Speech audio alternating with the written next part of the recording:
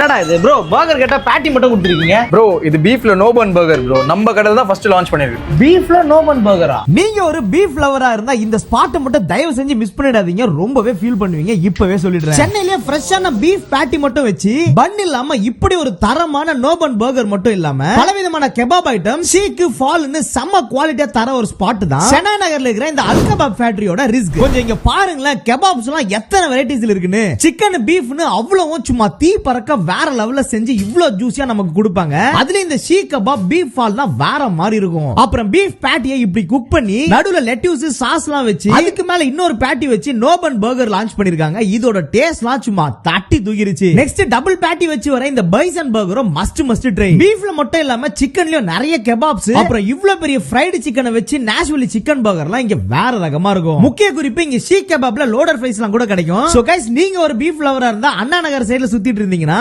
உடனே கிளம்பி இங்க கிடைக்கிற இந்த பர்கர் கெபாப்ஸ் எல்லாம் ட்ரை பண்ணி பாருங்க. அவ்வளவு ஒர்த்தா இருக்கும்.